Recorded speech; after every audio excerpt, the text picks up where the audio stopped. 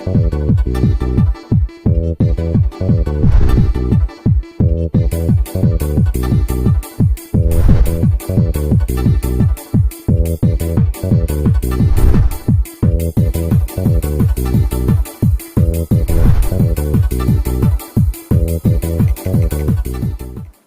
students, welcome back to Manav Rachna online classes. Today we are here for presenting an important chapter of class 9th, matter in our surrounding. So let's start the chapter without wasting the time. तो हम matter in our surrounding का जो first part है वो already read कर चुके हैं, जिसके अंदर हमने स्टडी किया था कि मैटर की कुछ स्टेट होती है, जैसे 5 स्टेट के बारे में हमने बात की थी। मेनली जो 9th के हिसाब से वो 3 स्टेट थी, सॉलिड हो गया, लिक्विड हो गया, गैसेस हो गया, और उसकी प्रॉपर्टीज़ के बारे में हमने रीड किया था। तो आज हम इसके सेकेंड पार्ट्स के अंदर जो स्टेट है वो किस प्रकार से इंटरचेंज होती है उसी के बारे में रीड करेंगे। तो देखते हैं हम क्या है। तो मैटर की जो स्टेट है वो आपस में किस प्रकार से इंटरचेंज होती है। तो इंटरचेंज मीन्स एक स्टेट से दूसरे स्टेट के अंदर कन्वर्ट होना। फॉर एग्जांपल हमारे पास वाटर है जो कि कौन सी फॉर्म के अंदर पाया जा रहा है, वो लिक्विड स्टेट के अंदर पाया जा रहा है। वाटर है जो कि लिक्विड स्टेट के अंदर है।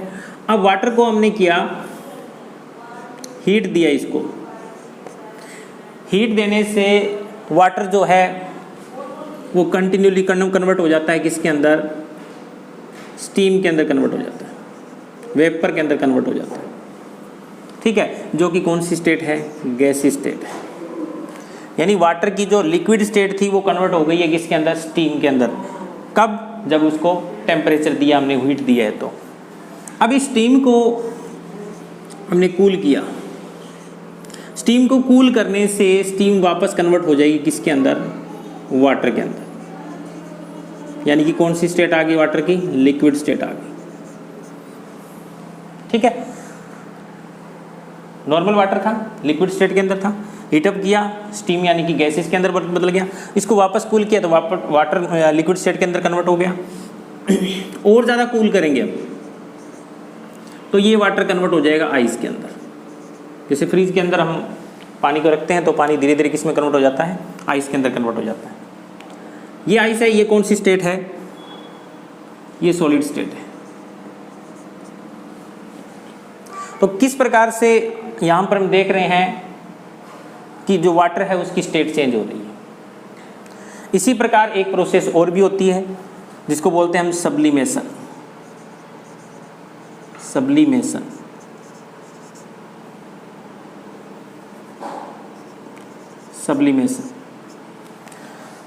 इस स्टेट के अंदर इस इंटरचेंज के अंदर हमने देखा कि स्टेट किस प्रकार से चेंज हो रही थी कि वाटर से लिक्विड से गैसेस में गई, गैसेस को वापस हमने कन्वर्ट किया तो वापस सॉलिड में। अगर आइस को हम हीटअप करेंगे तो वो कन्वर्ट होगी लिक्विड के अंदर, लिक्विड जाएगा गैसेस के अंदर। यानी एक स्टेट से दूसरी स्टेट आ रही है, फिर थर्ड स्टेट जा रही है। यानी स्टेट कंटिन्यू क्या हो रही है, चेंज होती जा रही है। कि सॉलिड है वो डायरेक्टली कन्वर्ट हो रहा है किसके अंदर, गैस के अंदर, या गैस है वो डायरेक्टली कन्वर्ट हो रही है किसके अंदर, सॉलिड के अंदर। ऐसा नहीं हो रहा है, अलग अलग स्टेट से पास होती है, उसके बाद में नेक्स्ट स्टेट के अंदर जा रही है। बट सब्लिमेशन के अंदर कुछ अलग सिस्टम रहता है। सब्लिमेशन में क्या होता है, चेंजिंग जी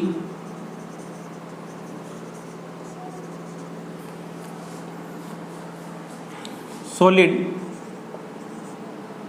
directly into gas। यानी सॉलिड है वो डायरेक्टली किस में चेंज हो जाता है, गैस के अंदर change, and gas directly change into solid. यानी जब हम इसको गर्म करेंगे तो क्या होगा कि होना तो ये चाहिए था कि पहले सॉलिड है वो लिक्विड में जाना चाहिए था, लिक्विड से गैस में आना चाहिए था। यानी क्या होना चाहिए था कि सॉलिड है वो पहले जाना चाहिए किसके अंदर, लिक्विड के अंदर, लिक्विड से गैस के अंदर। बट इसके अंदर ये स्टेट नहीं आ रही है, लिक्विड स्टेट आ ही नहीं रही है, डायरेक्टली किस में कन्वर्ट हो रहा है, गैस के अंदर कन्वर्ट हो रहा है। और गैस वापस किस में कन्वर्ट हो रही है, सॉलिड के अंदर कन्वर्ट हो रही है, इसको बोलते हैं हम सब्लिमेशन बोलते हैं। कौन कौन से ऐसे सब्सटेंस है जो इस प्रकार की प्रोसेस शो करते हैं, तो वो है हमारे पास ammonium chloride, ammonium chloride, ammonium chloride, iodine,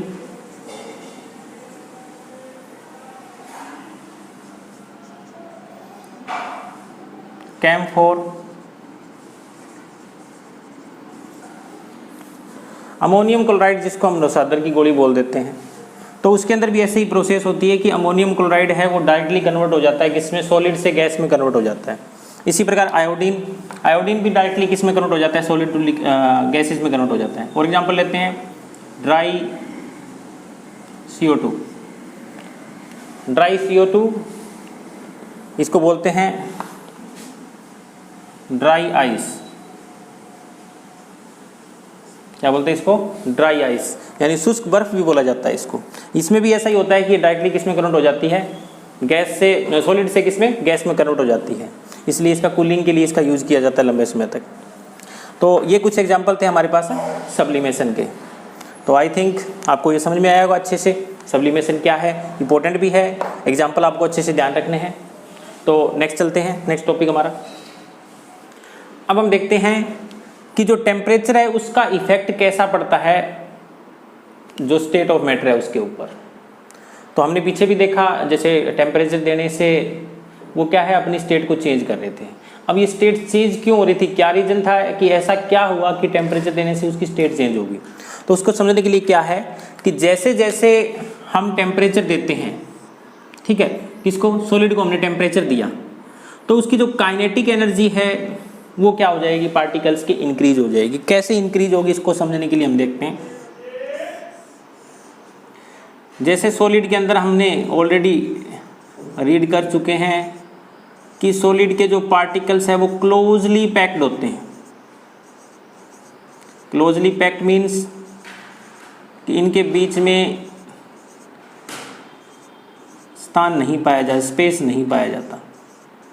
अब क्लोजली पैक्ड होते हैं इसीलिए क्या है, ये सॉलिड होते हैं और इनके बीच में जो फोर्स ऑफ अट्रैक्शन है वो स्ट्रॉन्ग फोर्स ऑफ अट्रैक्शन होता है। तो इसकी स्टेट तभी चेंज हो सकती है जब हम इस फोर्स को तोड़ेंगे।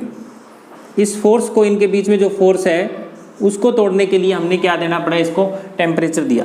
टेम्परेचर देने से जो फोर्स था वो क्या हो गया, उसका फोर्स ऑफ अट्रैक्शन है वो वीक हो गया या टूट गया, जिससे ये जो पार्टिकल्स थी इसकी मूवमेंट है वो बढ़ गई। मूवमेंट बढ़ गई तो ये पार्टिकल्स किस में कन्वर्ट हो गए, लिक्विड में कन्वर्ट हो गए। कौन सी स्टेट में कन्वर्ट कर दिया इन पार्टिकल्स ने, कि सब्सटेंस को लिक्विड में कन्वर्ट कर दिया। पहले ये था सॉलिड के अंदर, अब लिक्विड के अंदर आया तो इसके जो पार्टिकल्स है उसके अंदर थोड़ा क्या आ गया, गैप आ गया, ईजिली मूव कर सकते हैं।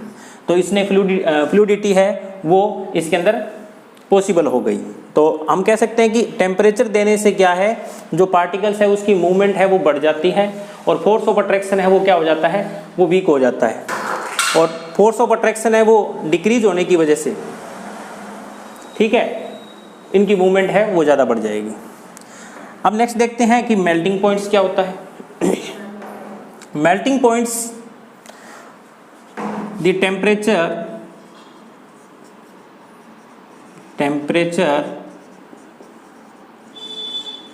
at which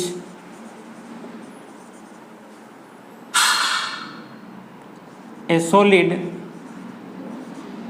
convert into liquid at atmospheric pressure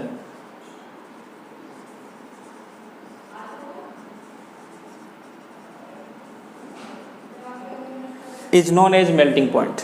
कि क्या होगा कि मेल्टिंग पॉइंट है क्या, कि वैसा टेम्परेचर, वो टेम्परेचर जिस पे क्या है कि कोई सॉलिड है वो किस में कन्वर्ट हो जाता है, लिक्विड में कन्वर्ट हो जाता है, नॉर्मल जो एटमॉस्फेरिक प्रेशर है उसके ऊपर। फॉर एग्जांपल हम समझते हैं इस मेल्टिंग पॉइंट के अंदर, जैसे वाटर का जो मेल्टिंग पॉइंट है यानी वाटर मीन्स आइस। वाटर है वो मेल्ट होगा और कन्वर्ट होगा किसके अंदर, ये वाटर कन्वर्ट होगा लिक्विड के अंदर, और इस लिक्विड में कन्वर्ट होने के लिए इसका जो टेम्परेचर होगा, यानी कि सॉलिड से किस में कन्वर्ट होने के लिए, लिक्विड में कन्वर्ट होने के लिए, वो होता है 0 डिग्री सेल्सियस। कितना होता है 0 डिग्री सेल्सियस, या इसको हम ले सकते हैं 273 केल्विन। केल्विन में कितना होता है 273 केल्विन, और वैसे कितना होगा 0 डिग्री सेल्सियस। यानी 0 डिग्री सेल्सियस पे ही पानी है वो सॉलिड में कन्वर्ट होता है, और 0 डिग्री सेल्सियस पे ही पानी किस में कन्वर्ट हो जाता है, लिक्विड में कन्वर्ट हो जाता है।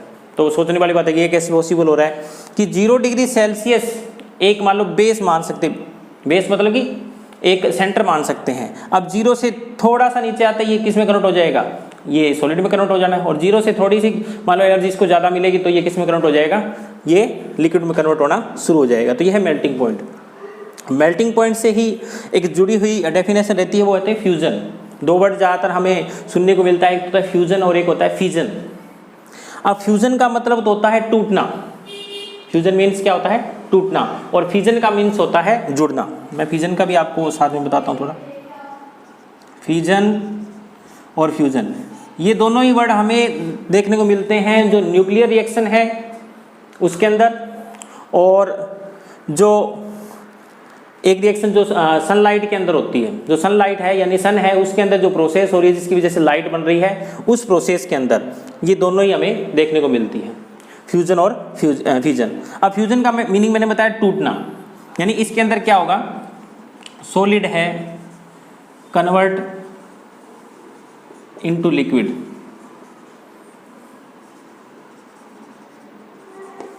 The solid state convert into liquid state is known as fusion. ये फ्यूजन कहलाएगा। फ्यूजन के अंदर क्या है, जुड़ना। फ्यूजन मतलब टूटना और फ्यूजन का मतलब होता है जुड़ना, और जुड़ने में क्या होगा, ये थोड़ा टेम्परेचर से अलग थिंग्स है यहाँ पर फ्यूजन वाली के। फ्यूजन के अंदर तो क्या था, टूटना था, और फ्यूजन के अंदर जुड़ना होता है। जब स्मॉल न्यूक्लियस आपस में जॉइंट होकर लार्ज न्यूक्लियस बनाते हैं और इस प्रोसेस के अंदर वो लॉट ऑफ अमाउंट के अंदर हीट प्रोड्यूस करते हैं, तो वो प्रोसेस होती है फ्यूजन। जो कि जो सनलाइट है उसके अंदर जो लाइट बनने का रीज़न है वो ये रिएक्शन होती है, फ्यूजन रिएक्शन। फ्यूजन रिएक्शन के अंदर हाइड्रोजन के जो एटम्स है या न्यूक्लियस है वो क्या होते हैं, लार्ज न्यूक्लियस के अंदर कन्वर्ट होते हैं और हीलियम का न्यूक्लियस बनाते हैं, और लॉट ऑफ अमाउंट के अंदर क्या करते हैं, हीट प्रोड्यूस करते हैं। तो ये था फ्यूजन और फिजन। अब आपको आई थिंक आपको ये समझ में आया होगा कि क्या चीज़ है, टेम्परेचर का किस प्रकार से इफेक्ट पड़ता है जो मैटर है उसकी स्टेट के ऊपर।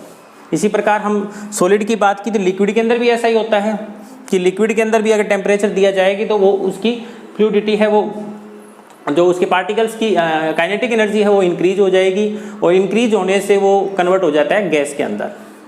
तो नेक्स्ट देखते हैं हम आगे।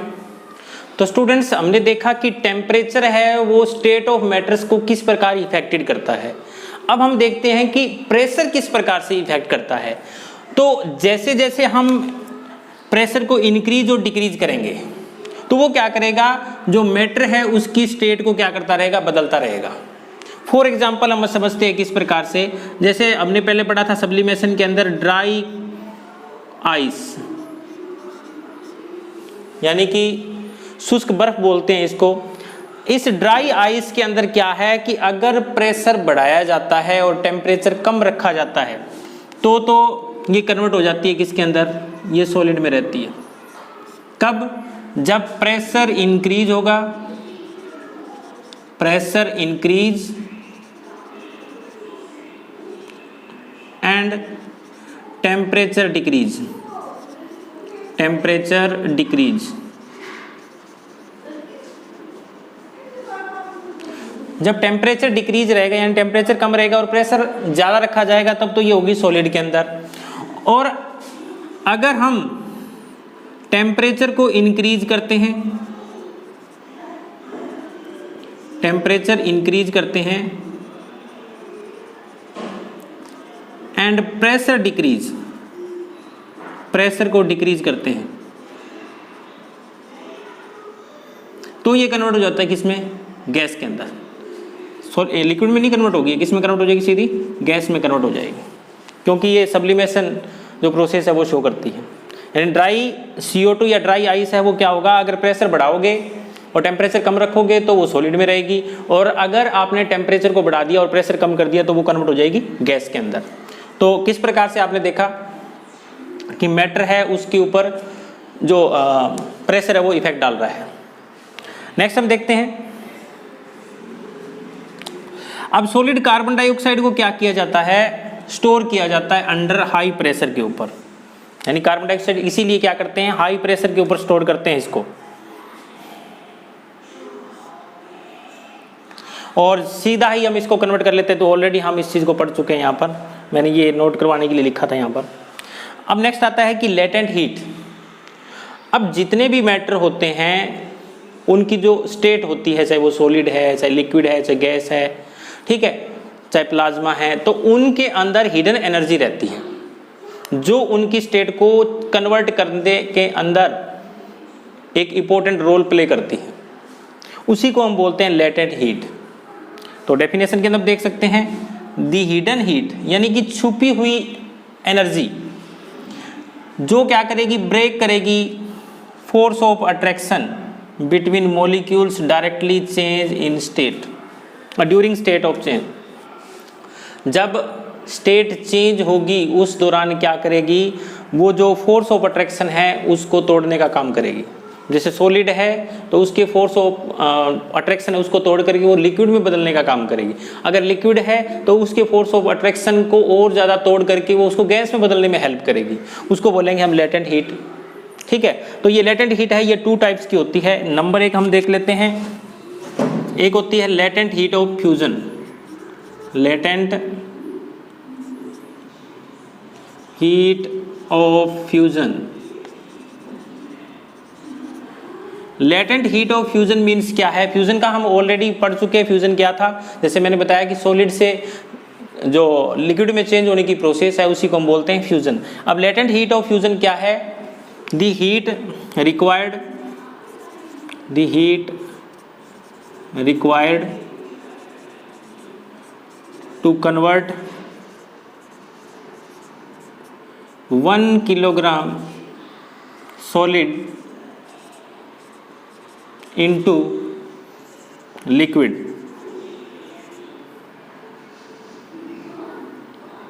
at atmospheric pressure।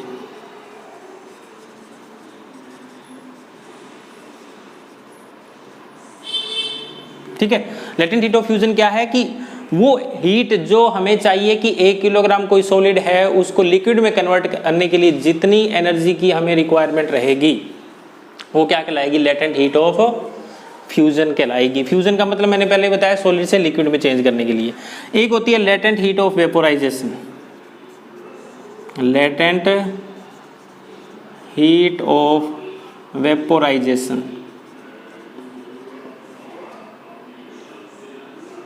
Latent heat of vaporisation. अब यहाँ पर तो फ्यूजन का मतलब बताया मैंने कि सॉलिड से लिक्विड, वेपर का मतलब किस में कन्वर्ट होना, भाप में कन्वर्ट होना, स्टीम में या गैसी स्टेट में कन्वर्ट होना। तो इसके अंदर क्या है, the heat required to convert 1 kilogram liquid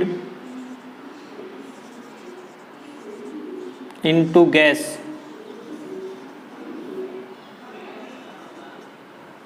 at its boiling point।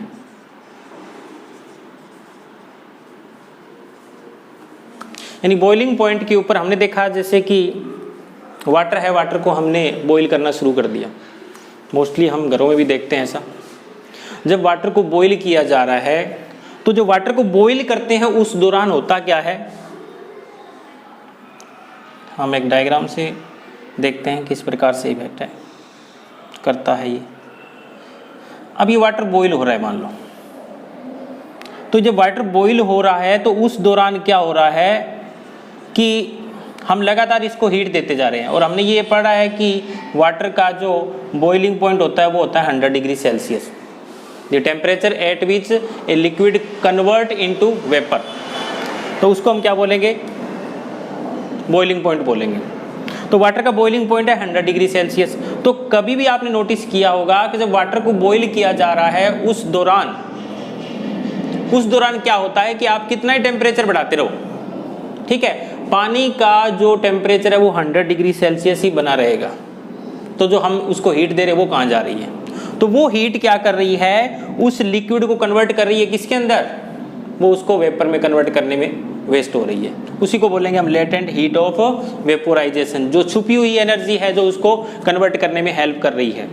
आगे समझ में? तो आई थिंक आपको ये चीज़ें समझ में आई होगी अच्छे से। तो स्टूडेंट नेक्स्ट टॉपिक हम देखते हैं एवापोरेशन। अब मैंने दोनों को कंपैरिजन के साथ हम इसको समझने की कोशिश करेंगे कि एवापोरेशन और बॉइलिंग पॉइंट्स है क्या रियल के अंदर।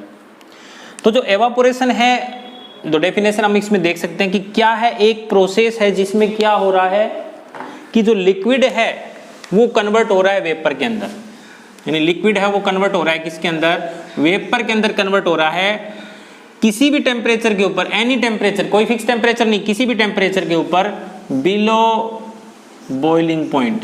बट बॉइलिंग पॉइंट से नीचे के टेम्परेचर पर, नीचे किसी भी टेम्परेचर पर क्या है कि जो लिक्विड है वो वेपर में कन्वर्ट होता है, तो उसको बोलते हैं हम एवापोरेशन। और ये क्या है, ये एक सरफेस फिनोमिना है, सरफेस फिनोमिनॉन, यानी कि सतही प्रक्रिया है, सतह के ऊपर ही होता है। और बॉइलिंग पॉइंट में क्या है, the process in which liquid convert into vapour, यानी कि इसके अंदर क्या होगा कि लिक्विड है वो वेपर में कन्वर्ट होगा, बट एनी टेम्परेचर नहीं, फिक्स टेम्परेचर के ऊपर होगा, ठीक है, वो क्या कहलाएगा, बॉइलिंग पॉइंट कहलाएगा। ये क्या है, ये एक बल्क प्रोसेस होती है। बल्क यानी कि पूरे कंप्लीट जो लिक्विड है उस पूरे का पूरा लिक्विड क्या होगा, कन्वर्ट होगा। और इसमें हम देखते हैं कि जैसे किसी खाली जगह के ऊपर पानी पड़ा है मान लो, तो हम देखेंगे, या हम घरों में देख सकते हैं गर्मियों के टाइम के अंदर हमें जैसे कि मटका है और उस मटके में पानी पड़ा है, जैसे भी इसके ऊपर हाथ डालेंगे तो हमने देखा कि जो ऊपर ऊपर इसकी सरफेस वाला जो वाटर है वो तो आपको क्या मिलेगा, हॉट मिलेगा, गर्म पानी मिलेगा, और नीचे वाला जो पानी है वो क्या है, वो है कोल्ड। ऊपर वाला पानी हॉट है और नीचे वाला पानी कैसा है, कोल्ड है, ठंडा है। क्यों, ऐसा क्यों हुआ, क्योंकि सरफेस के ऊपर एवापोरेशन प्रोसेस हुई है, इसलिए जो ऊपर वाला पानी है वो एनर्जी लेकर क्या हो गया है, उसके हीटअप होके किस में कन्वर्ट हो गया, वो ओटअप हो गया है, ठीक है। दूसरा, तो ये प्रोसेस हमने इसमें देखा कि ये सिर्फ सरफेस के ऊपर होती है एवापोरेशन, यानी एवापोरेशन की जो प्रक्रिया है वो सरफेस के ऊपर, इसीलिए यहाँ इसमें सरफेस का पानी ही क्या हुआ, गर्म हुआ था, नीचे वाला पानी वैसे का वैसा ठंडा था, क्योंकि सतह से ही क्या हो रहा था, पानी हीटअप होकर एवापोरेट हो रहा था। तो ये एक सतही प्रोसेस है, यानी कि कौन सी है, सरफेस वाली प्रक्रिया है। और इसके अंदर पूरा बल्क यानी कि पूरा का पूरा लिक्विड है वो कन्वर्ट होता है किसके अंदर, वेपर के अंदर कन्वर्ट होता है। जैसे हमने पानी को गर्म करना शुरू किया तो पूरा का पूरा पानी गर्म हो जाएगा, ऐसा नहीं कि ऊपर वाला पानी गर्म हुआ है, पूरा का पूरा कंप्लीट वाटर है वो क्या होगा, हीटअप होगा और धीरे धीरे वो किस में कन्वर्ट हो जाएगा, वो वेपर में कन्वर्ट हो जाएगा। तो बॉइलिंग पॉइंट और एवापोरेशन आई थिंक आपको अच्छे से समझ में आएगा कि क्या प्रक्रिया है, दोनों ही एक अलग अलग प्रोसेस है। अब हम इसी से रिलेटिव एवापोरेशन को इफेक्ट करने वाले जो फैक्टर्स है वो देखते हैं कौन कौन से हैं जो एवापोरेशन को इफेक्ट करते हैं। तो फर्स्ट पॉइंट है जो एवापोरेशन को इफेक्ट करने वाले जो फैक्टर के अंदर वो है हीट या टेम्परेचर।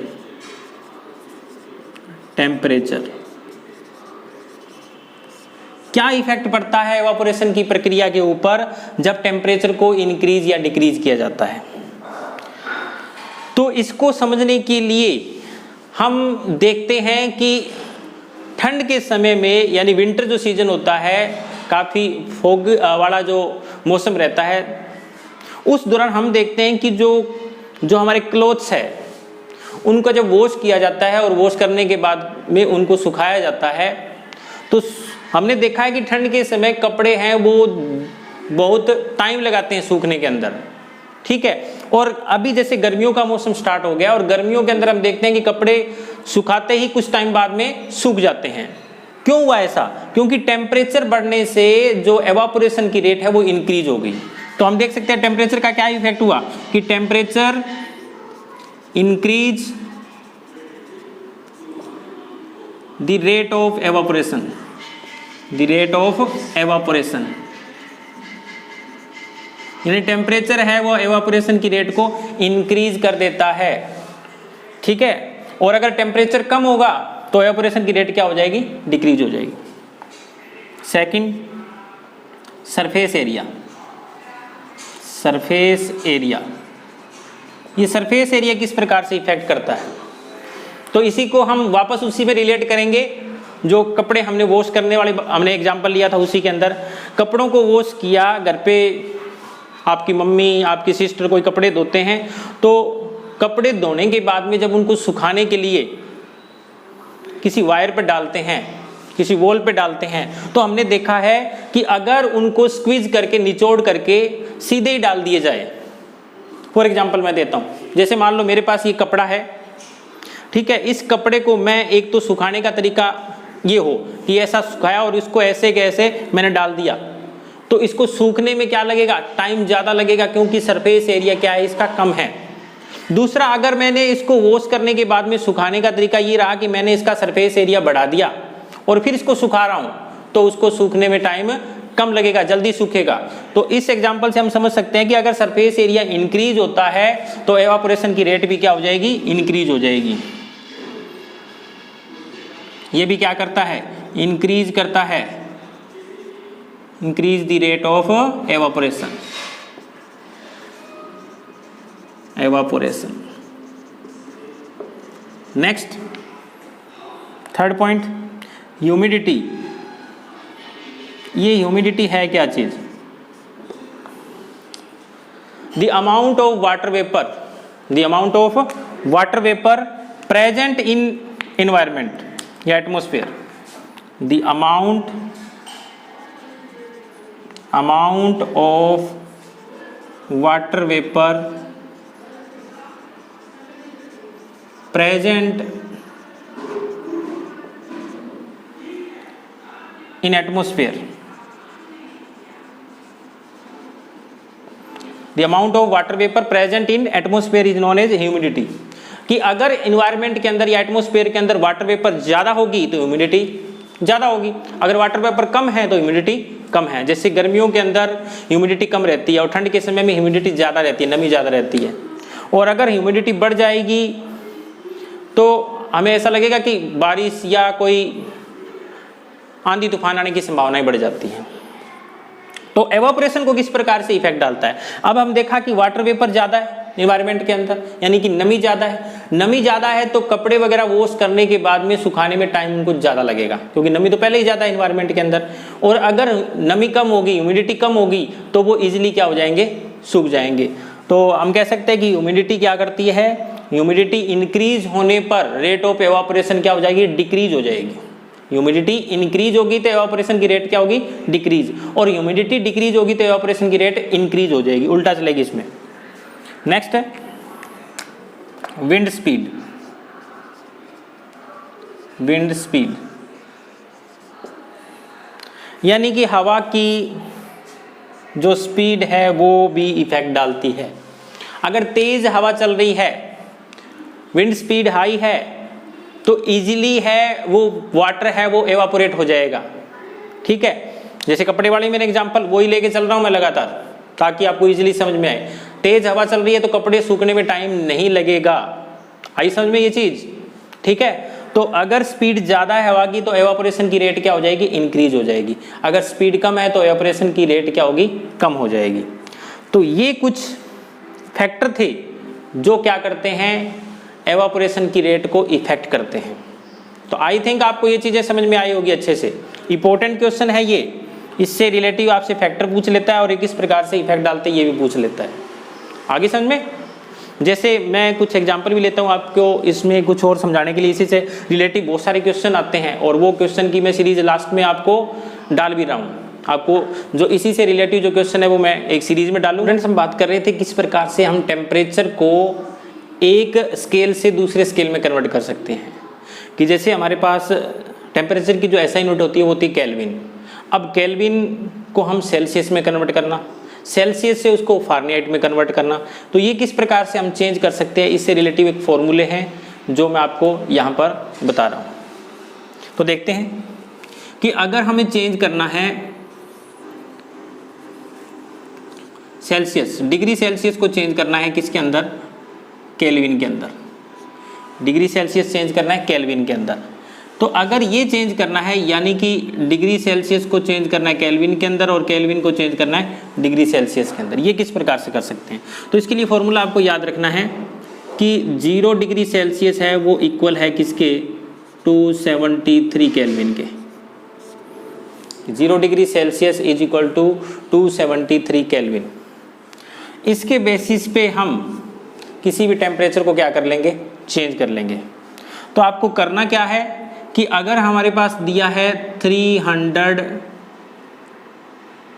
केल्विन और इसको चेंज करो कि सेल्सियस में चेंज करो, तो हमें क्या करना है, 300 केल्विन को बदलना है किसके अंदर, सेल्सियस के अंदर।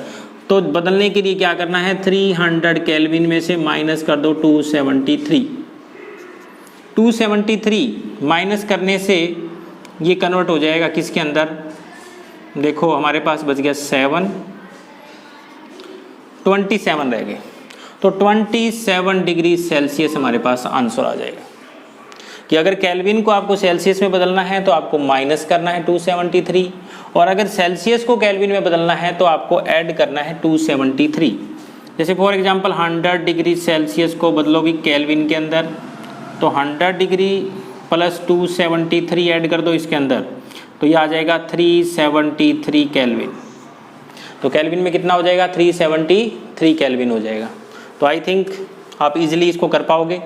इसी से रिलेटिव एक और है कि अगर फारेनहाइट वगैरह पे बदलना है तो फारेनहाइट के लिए फॉर्मूला है F is equal to C into 9/5 plus 32।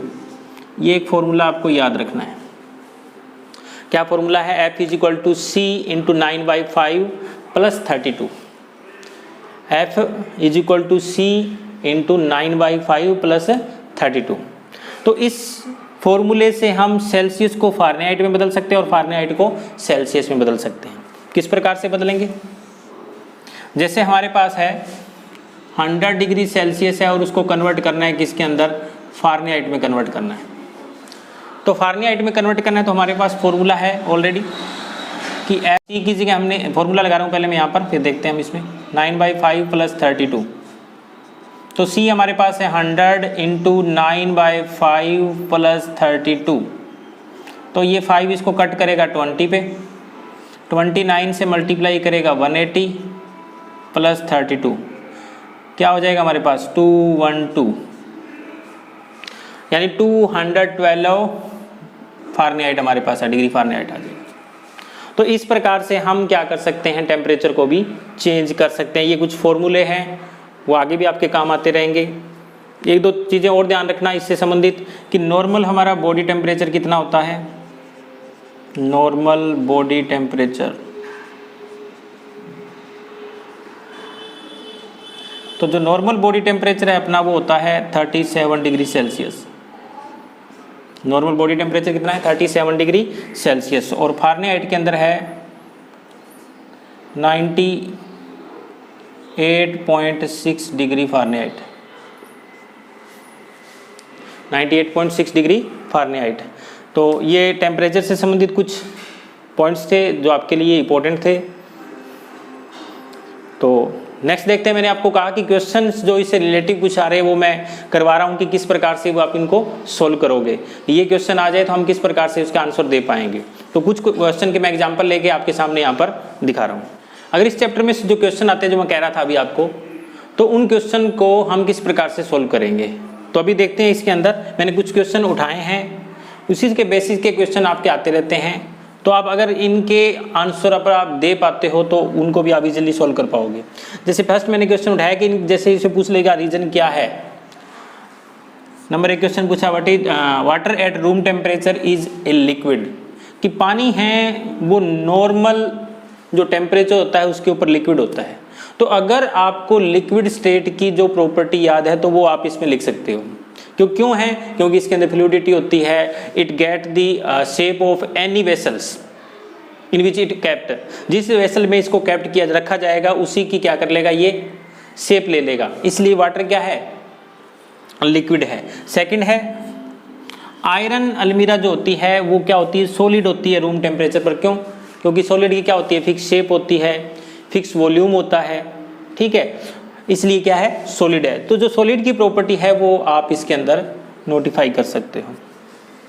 Next है, ये क्वेश्चन भी अभी हमने एवापोरेशन वाला जो टॉपिक किया था उसी से संबंधित है, कि वाई डज डेजर्ट कूलर, यानी जैसे गर्मियों के अंदर हम जो कूलर यूज करते हैं तेज हवा वाले, तो उनके वो क्या होती है, ज़्यादा ठंडी हवा देते हैं जितनी ज़्यादा गर्मी होगी। ये हमने सुना भी है कि अगर नमी ज़्यादा होगी, जैसे ही बादलों वाला मौसम है, ह्यूमिडिटी ज़्यादा इन्वायरमेंट के अंदर, तो हवा ठंडी नहीं मिलती। परंतु अगर जितनी ज़्यादा गर्मी वाला है, जैसे तेज़ लू चल रही है, ठीक है, तो उस दौरान ये क्या देते हैं, ठंडी हवा देते हैं। और उसका रीज़न क्या है कि अगर ड्राई डे होंगे, हॉट ड्राई डे होंगे, उसमें क्या होगा, टेम्परेचर इंक्रीज हो रहा है, टेम्परेचर इंक्रीज है एंड ह्यूमिडिटी वो डिक्रीज है, वो डिक्रीज होगी, यानी टेम्परेचर इंक्रीज होगा और ह्यूमिडिटी क्या होगी, डिक्रीज होगी, जिससे क्या होगा, द रेट ऑफ एवापोरेशन है वो इंक्रीज होगी। अब रेट ऑफ एवापोरेशन इंक्रीज होगी तो they gave the cool air, तो वो क्या करेंगे, हमें ठंडी हवा देंगे। नेक्स्ट है, how does water kept in an earthen pot, यानी कि मटका, बिकम कूल ड्यूरिंग समर, गर्मियों के दिनों में जो मटके का पानी होता है वो ठंडा होता है, इसका रीजन क्या है। तो ये मटका हो गया, इसमें पानी है, तो जो मटका है इसके जो बना हुआ किसका है, मिट्टी का बना हुआ है। अब मिट्टी है वो पोर्सिस वाली है, और इस मटके के अंदर छोटे छोटे क्या होते हैं, पोर्सिस होते हैं, छोटे छोटे पोर्सिस। अब ये छोटे छोटे पोर्सिस जो है, ये पोर्सिस, इसमें से वाटर है वो सीप डाउन होता है, सीप डाउन होता है बाहर। जब ये सीप डाउन होता है तो क्या होगा, बाहर टेम्परेचर ज़्यादा है जिससे ये वाटर एवापोरेट हो जाएगा, और एवापोरेट होने के लिए ये एनर्जी लेगा कहाँ से, मटके के अंदर वाले पानी से एनर्जी लेगा। एवापोरेट होना है, बाहर सीप डाउन हो रहा है और सीप डाउन होकर इसको एवापोरेट होना है, एवापोरेट होने के लिए इसको एनर्जी लेगा। एनर्जी कहाँ से लेगा, ये वाटर के अंदर जो मटके वाला पानी है उसकी अंदर से क्या लेगा, एनर्जी ऑब्जर्व करेगा। एनर्जी ऑब्जर्व करेगा तो अंदर जो पानी है उसमें एनर्जी की मात्रा यानी हीट की मात्रा धीरे धीरे कम होती जाएगी और अंदर वाला पानी क्या हो जाएगा, ठंडा हो जाएगा। तो यही रीज़न है कि जो मटके का पानी है वो ठंडा होता है, क्योंकि एवापोरेशन है, उसकी वजह से the water evaporate and for evaporating they get the energy from the inner water of the earthen pot and it make the water become cool, और वो क्या करेगा, पानी को ज़्यादा ठंडा कर देगा। इसी प्रकार के क्वेश्चन और आ जाते हैं, जैसे कि हम कई बार चाय वगैरह पीते हैं, तो अगर हम कप में चाय पीते हैं और एक कटोरी में चाय पीते हैं, तो जो कटोरी में चाय पीना है वो हमें ज़्यादा कंफर्टेबल लगता है कप की अपेक्षा। क्यों रीजन रहता है इसका, क्योंकि कप है उसका सरफेस एरिया कम है, इसलिए जो कूलिंग इफेक्ट है, ठीक है, वो स्लो होता है, धीरे धीरे क्या होती है, वो एवापोरेट होती है, इसलिए धीरे धीरे क्या होती है, वो कूल होती है। परंतु जो कटोरी वगैरह है उसके जो कूलिंग है वो फास्टर होता है, तो फास्टर होता है इसलिए हमें वो कंफर्टेबल फील करवाता है कि इजीली हम उसमें चाय वगैरह है या मिल्क वगैरह है वो पी लेते हैं। तो इसी प्रकार के क्वेश्चन अगर कुछ आते हैं तो आप एवापोरेशन के बेसिस पे कुछ क्वेश्चन आएंगे और कुछ जो मैटर की स्टेट थी उनके बेसिस पे क्वेश्चन आते हैं, तो आई थिंक उनको कर पाओगे। हाँ, एक टॉपिक बीच में थोड़ा सा रह गया था, तो वो मैं थोड़ा सा आपको बता देता हूँ, वो बीच में आना चाहिए था। तो वो एक ध्यान रखना आपको डेंसिटी के बारे में, डेंसिटी क्या है, ठीक है। डेंसिटी क्या है, मास अपॉन में वॉल्यूम इसका फॉर्मूला होता है। दो चीज़ पे डिपेंड करती है ये, एक तो मास पे डिपेंड करती है और एक वॉल्यूम पर। मास जितना ज़्यादा होगा डेंसिटी उतनी ही ज़्यादा होगी, वॉल्यूम जितना ज़्यादा होगा डेंसिटी उतनी कम होगी। इसीलिए रीज़न रहता है कि समुद्र के अंदर तैरना इजी रहता है कंपैरिजन टू रिवर, रिवर में तैरना इजी रहता है कंपैरिजन टू कैनाल। यानी कि अगर वॉल्यूम ज़्यादा होगा किसी लिक्विड का तो उसकी डेंसिटी क्या हो जाएगी, कम हो जाएगी। डेंसिटी कम हो जाएगी तो वो क्या हो जाएगा, लाइट वेट हो जाएगा, इजीली क्या कर लेगा, फ्लोट कर लेता है। तो डेंसिटी ध्यान रखना है कि डेंसिटी डिपेंड करती है मास के ऊपर, मास जितना ज़्यादा है डेंसिटी उतना ही ज़्यादा है। इट मीन्स जो सॉलिड होती है उनकी डेंसिटी सबसे हाई होती है, सॉलिड की हाई होती है, लिक्विड की इसकी कंपैरिजन में कम होती है, और गैसेस है उसकी डेंसिटी सबसे लो होती है। तो इसी के साथ ये चैप्टर आपका फिनिश होता है। नेक्स्ट चैप्टर के साथ हम आपके सामने दोबारा उपस्थित होंगे, तब के लिए धन्यवाद।